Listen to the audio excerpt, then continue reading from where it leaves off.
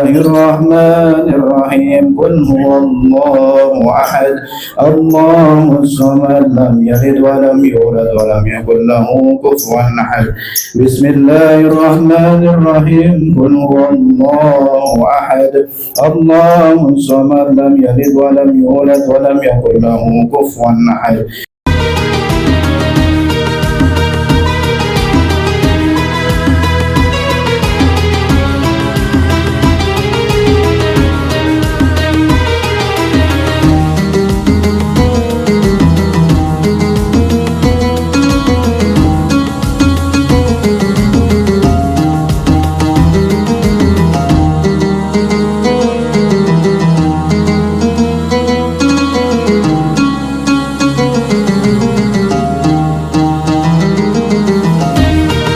اللهم إنا نسألك سلامة في الدين والدنيا والآخرة وعافية في الجسد وزيادة في العلم وبركة في الرزق وتوبة قبل الموت ورحمة عند الموت ومغفرة بعد الموت. اللهم حوين علينا يا الله في سكرات الموت. Pertama-tama kita ucapkan kepada seluruh yang membantu dalam acara ini, wabil khusus dari selain jamaah dan kepada kawan-kawan dari FPI Hilmi yang telah membantu berlaksananya acara ini. Bismillahirrahmanirrahim. Assalamualaikum warahmatullahi wabarakatuh. Alhamdulillahirabbil alamin. Yang saya hormati hadirin hadirat yang hadir di sore ini, terkhusus guru kita, saudara kita tercinta Haji Ahmad Mustafa Abdul Ghani LC, serta rekan-rekan di kepengurusan FPI, terkhusus Hilal Merah Indonesia dan Laskar Persatuan Islam. Semoga kumpulnya kita di sini menjadi turunnya rahmat dan keberkahan kita untuk semua, dan menjadi penghapus dosa untuk setiap langkah kita. Pertama-tama marilah kita panjatkan puji syukur kehadirat Allah Subhanahu wa taala, yang mana alhamdulillah sore ini kita bisa berkumpul untuk melaksanakan santunan anak-anak yatim. Semoga kegiatan ini terus istiqomah dalam setiap tahun bisa berjalan sukses.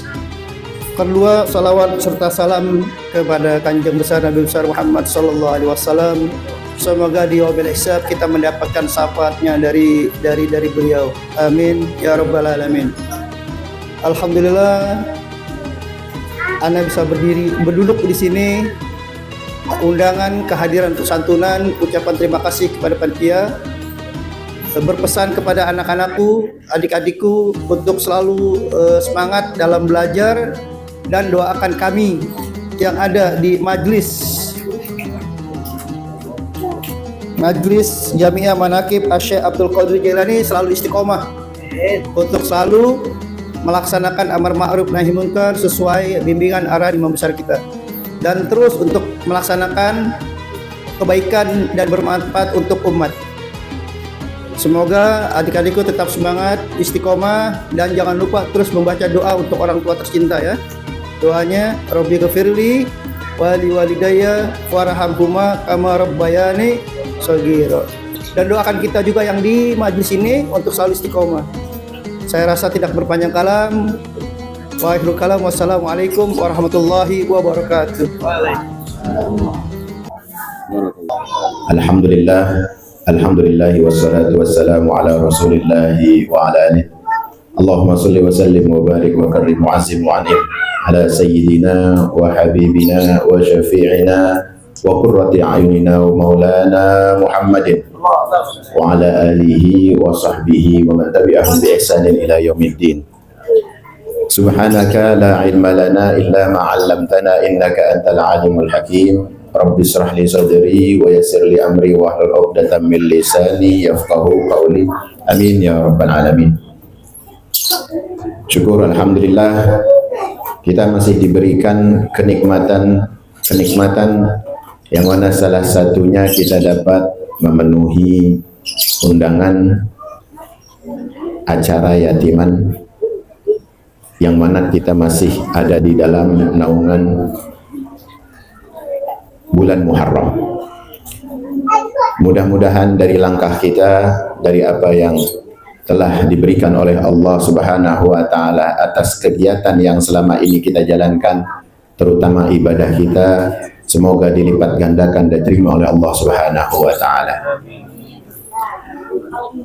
Yang pertama yang saya hormati para hadirin, hadirat, adinda tercinta, terutama undangan terhormat kami Panglima Nasional FPI Front Persaudaraan Islam Ustadz Zainal Hafidhullah Ta'ala, semoga Allah selalu menjaga perjuangan beliau. Dan yang saya hormati Ustadz Nahwan, Ustadz Taisir, Ketua Panitia Bang Opik,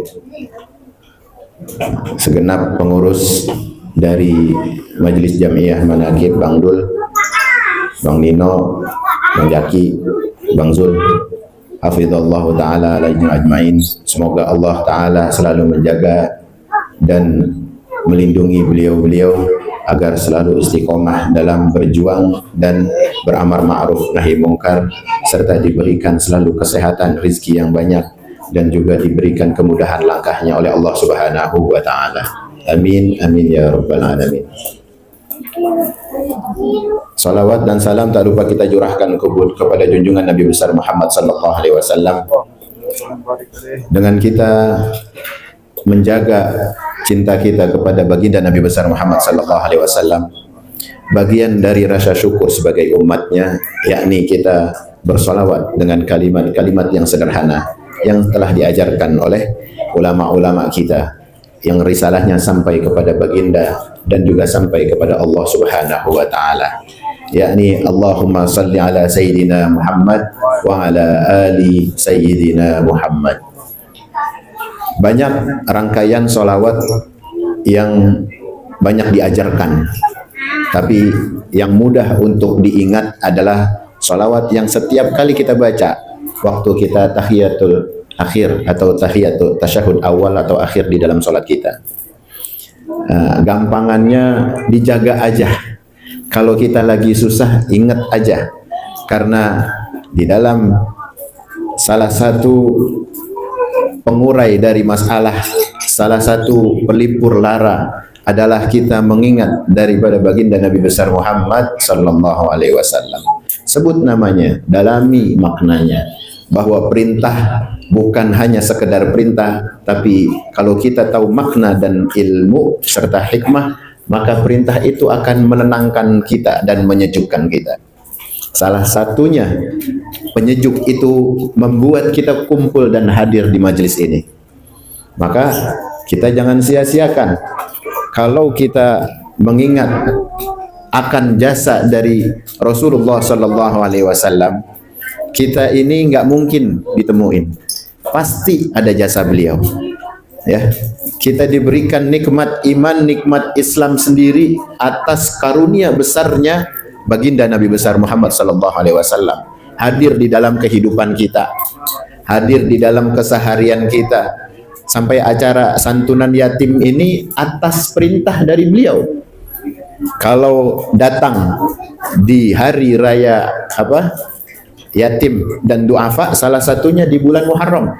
Ini anjuran, karena di bulan Muharram adalah bulannya untuk mensucikan hari-hari kita untuk beramal baik. Maka kita jangan sampai nyia-nyiain.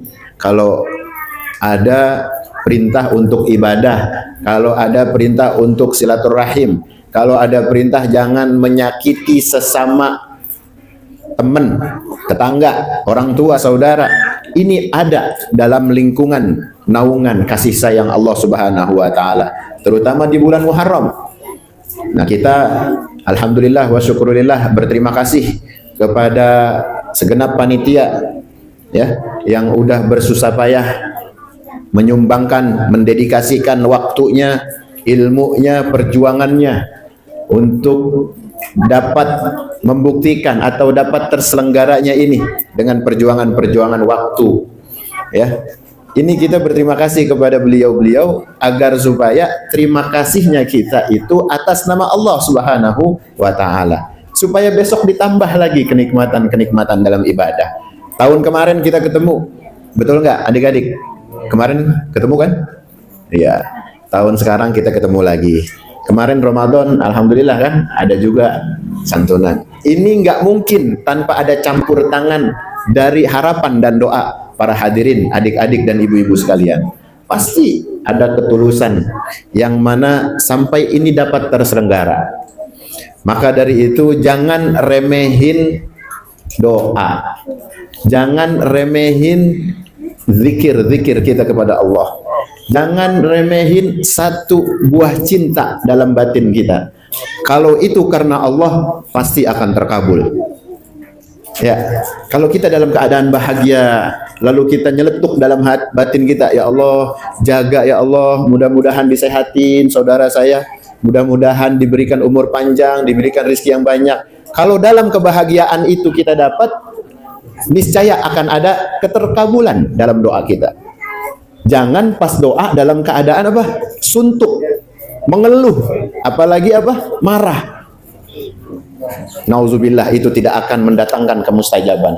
Kalau kita lagi duduk di sini misalnya ngeluh, lama amat acaranya, lama amat doanya. Nah itu kalau berdoa nggak kekabul. Ya, doa itu harus dihadirkan dengan hati yang damai, yang khusyuk, apalagi dalam keadaan syukur dan bahagia. Itu mudah terkabul.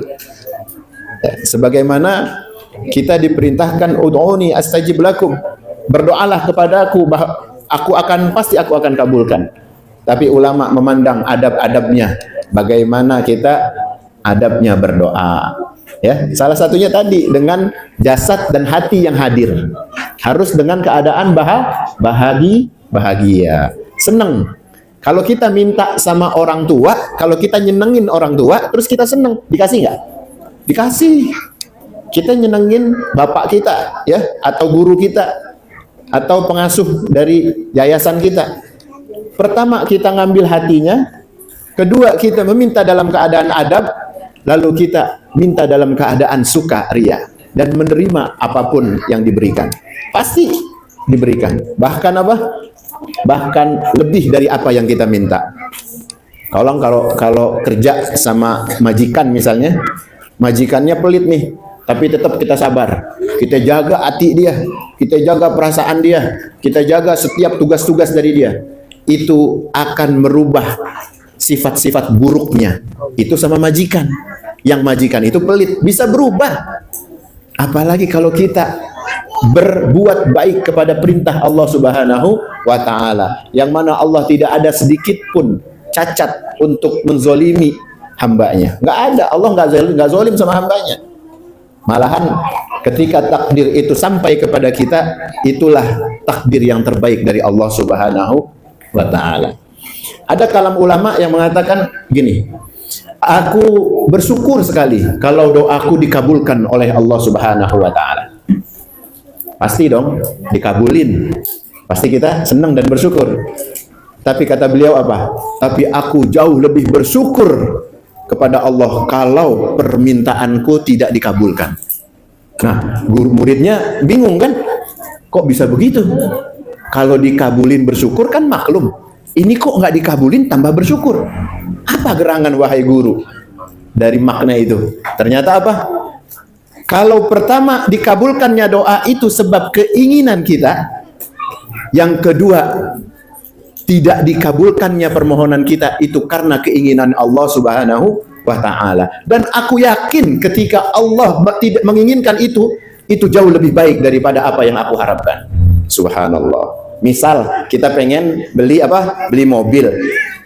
Pengen, tapi didoain nggak kabul-kabul. Ya, jangan kita kesel. Bisa jadi pas dikasih mobil kita nggak jadi ketabrak. Jauh lebih baik, nggak puyeng sama pajak, nggak puyeng sama bensin. Nah, sekarang bensin apalagi naik, ya kan?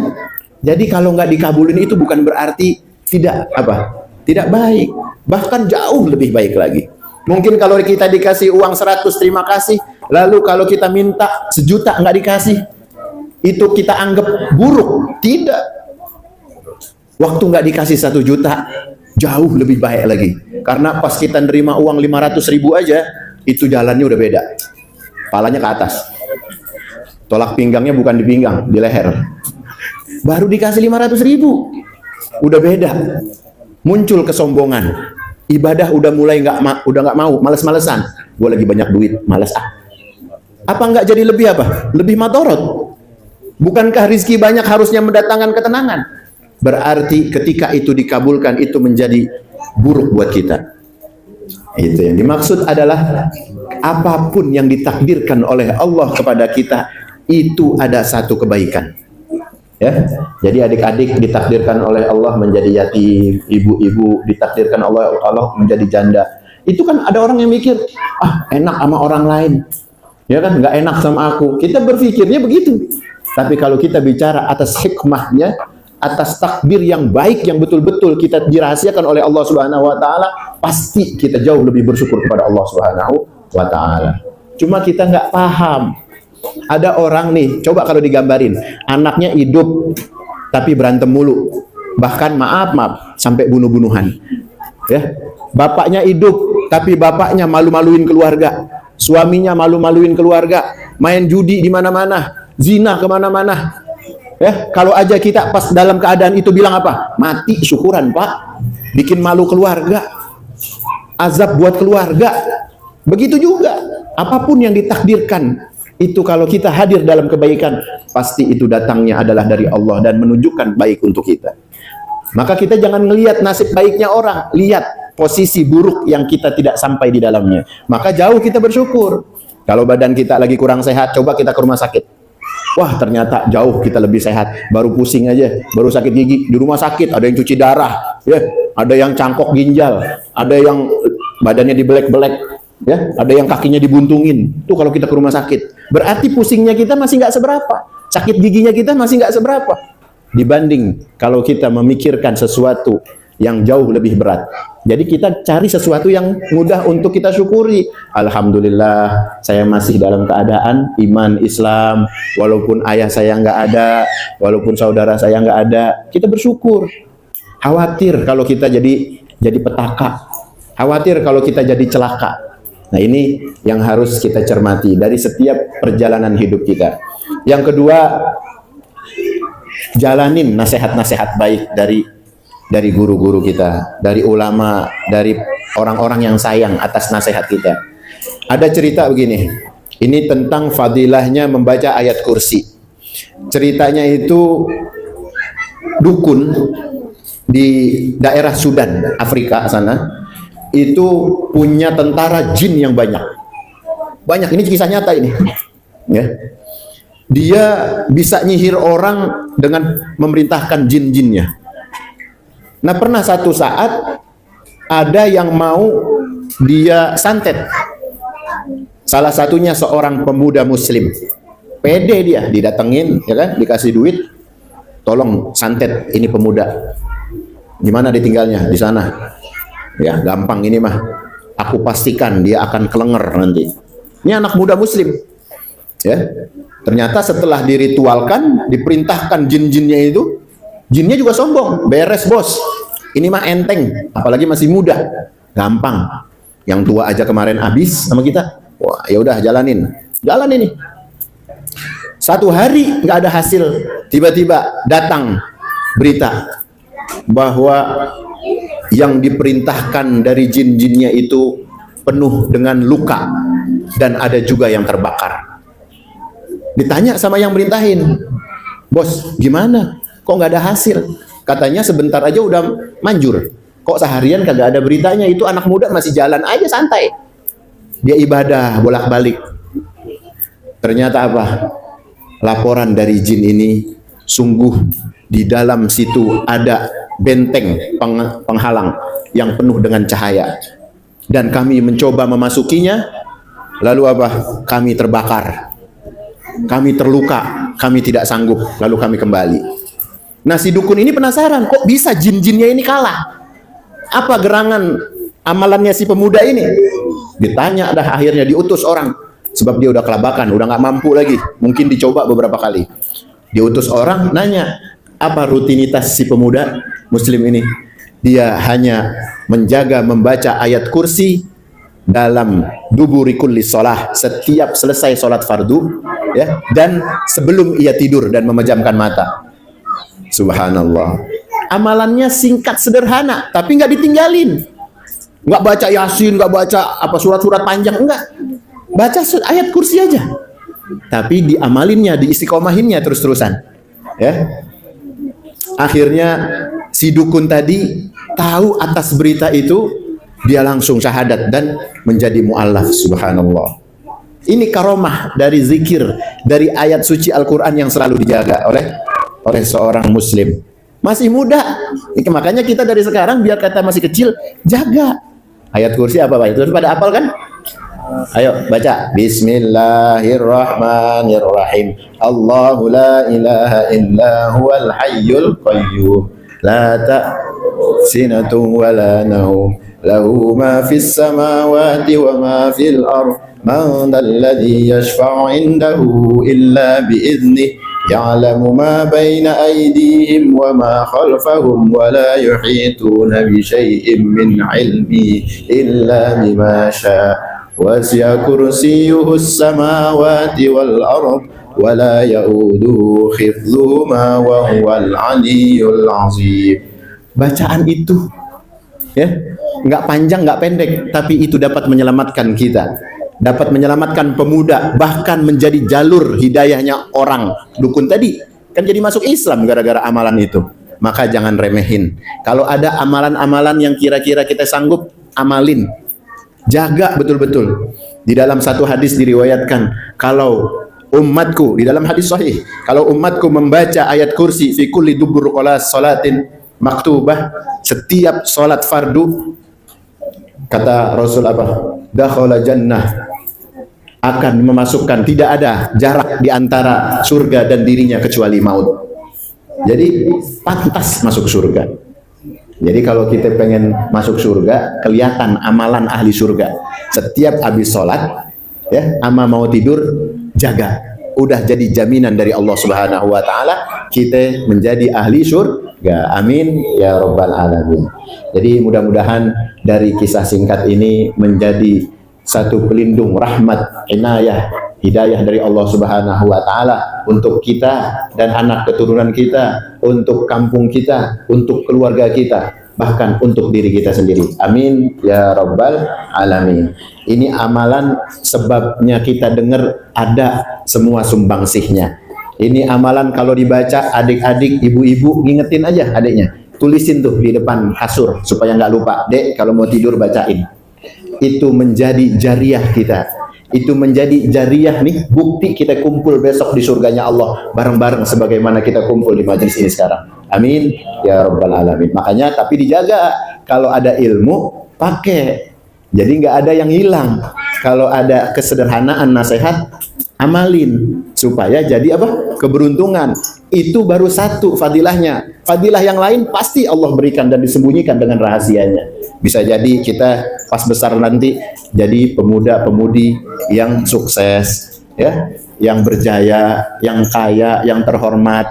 Nah, amin ya Rabbal Alamin. Maka mudah-mudahan dari tausiah singkat ini menjadikan kita jauh lebih baik lagi daripada yang kemarin, terutama dengan zikir-zikir, terutama dengan amalan-amalan yang kita amalkan dengan penuh keikhlasan, ilmu dan anugerah dari Allah Subhanahu wa Ta'ala. Sebelum kita akhiri, tutup ya. Sebelum kita akhiri, mari kita kirimkan suratul Fatihah, terutama untuk almarhumin, ya, almarhumah. Entah ada yang ibu bapaknya atau siapa yang meninggal atau kakek-kakeknya yang kita sayang, yang udah ngeduluin kita. Mudah-mudahan kuburnya dijadikan raudhah min riyadil jannah, serta kelak ketika kita bertemu kepada beliau almarhumin dalam keadaan senang, bahagia dan ridho kepada kita. Amin ya Rabbal Alamin. Dan juga kita kirimkan suratul Fatihah untuk famili-famili kita, kerabat kita yang lagi kurang sehat. Mudah-mudahan diangkat penyakitnya dan disehatkan badannya. Dan kita yang ada hajat-hajat penting dunia akhirat kita, semoga dipermudah oleh Allah Subhanahu wa Ta'ala dan diberikan rizki yang melimpah, berkah dan manfaat. Ala hadhihi niyyah wa ala kulli niyatin salihah wa ila hadratin nabiyil mustafa Muhammad Rasulullah sallallahu alaihi wasallam. Bismillahirrahmanirrahim.